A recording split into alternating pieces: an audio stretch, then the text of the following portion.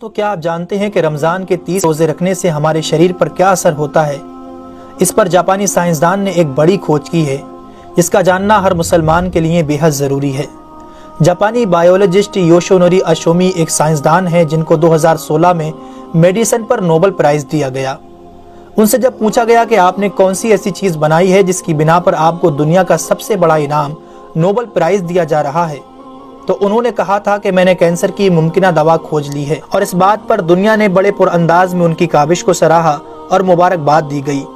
اس کے بعد ڈاکٹر یوشینوری اشومی نے کہا کہ میں نے کینسر کی دوا نہیں بلکہ کینسر سے بچاؤ کا حل تلاش کر لیا ہے۔ تو لوگوں نے ان سے پوچھا کہ بتائیے ایسا کیا کیا جائے کہ کینسر جیسے خطرناک مرض سے بچا جا سکے؟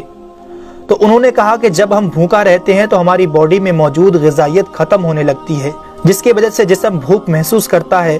اگر اس بھوک کے دوران جسم تک کھانا نہ پہنچے تو ہمارا جسم بھوک کی شدت کی وجہ سے اپنے اندر موجود ان زہریلے سیلز کو کھانا شروع کر دیتا ہے جو کینسر کا سبب بنتے ہیں۔ اس عمل کو میڈیکل کی لینگویج میں آٹوفیگی کہا جاتا ہے۔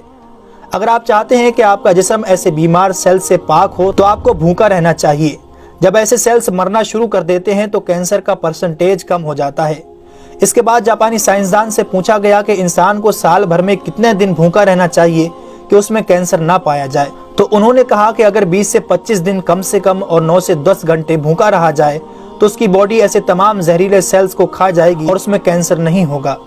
اے میرے پیارے رب کریم، آج ہمیں سمجھ آیا کہ مومن پر روزے کیوں فرض کیے گئے، اور آج مجھے اس احادیث پاک کی بھی سمجھ آ گئی جس میں آپ صلی اللہ علیہ وسلم نے فرمایا کہ ہر شے کی زکوٰۃ ہے اور جسم کی زکوٰۃ روزہ ہے۔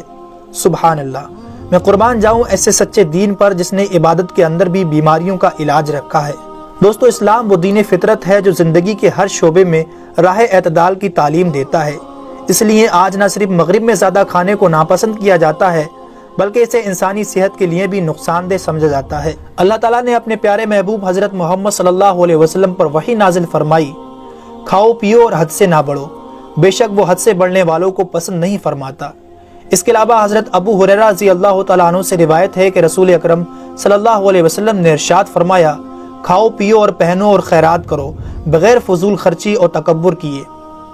دوستو، انسان کو کھانے کی صرف تھوڑی سی مقدار کی ضرورت ہے جو انسانی جسم میں توانائی پیدا کر سکے، جتنی توانائی انسانی زندگی کے لیے ضروری ہے، اور جس سے اس کی صحت اچھی رہے اور وہ اپنی روزمرہ کی ذمہ داریاں پوری کر سکے۔ انسانی جسم کو جتنا کھانے کی ضرورت ہے اس سے زیادہ جسم میں داخل ہونے والا کھانا چربی بن جاتا ہے، جس کی وجہ سے انسان کا جسم بڑھ جاتا ہے، اس کی رفتار سست ہو جاتی ہے اور وہ بہت زیادہ تھکن محسوس کرنے لگتا ہے۔ اس کے علاوہ انسانی جسم بہت سے امراض کا شکار بھی ہو جاتا ہے۔ اسی لیے اللہ تعالیٰ نے روزے فرض کیے تاکہ 11 مہینوں کے دوران کھانے پینے کی بے احتیاطی کا ازالہ ہو سکے۔ قرآن پاک میں اللہ تعالیٰ نے روزے رکھنے کا حکم ان الفاظ میں بیان فرمایا ہے، اے ایمان والو، تم پر روزے فرض کیے گئے جیسے کہ تم سے پہلوں پر روزے فرض کیے گئے تھے تاکہ تم پرہیزگار بن جاؤ۔ دوستو، قرآن مجید میں بیمار اور مسافر کے لیے روزے مؤخر کرنے اور جو روزہ نہ رکھ سکے ان کے لیے فدیہ ادا کرنے کا حکم دیا ہے۔ اس کے بعد روزہ رکھنے کی حکمت ان الفاظ میں بیان فرمائی، اور تمہارے لیے روزہ رکھنا ہی بہتر ہے اگر تم جانتے ہو۔ دراصل یہاں یہ بتایا گیا ہے کہ اگر تم موجودہ علم کو سمجھتے ہو تو تمہارے لیے بہتر یہی ہے کہ تم روزے رکھو، کیونکہ روزہ اپنے اندر بے شمار روحانی، نفسیاتی اور طبی فائدوں کو رکھتا ہے۔ روزے کی طبی افادیت کی طرف نہایت مختصر مگر جامع اشارہ نبی اکرم صلی اللہ علیہ وسلم نے ان الفاظوں میں بیان فرمایا، روزے رکھو اور تندرست ہو جاؤ۔ اللہ رب العالمین ہم سب کو اس مہینے میں زیادہ سے زیادہ نیکیاں کرنے اور سارے روزے رکھنے کی توفیق عطا فرمائے۔ آمین ثم آمین۔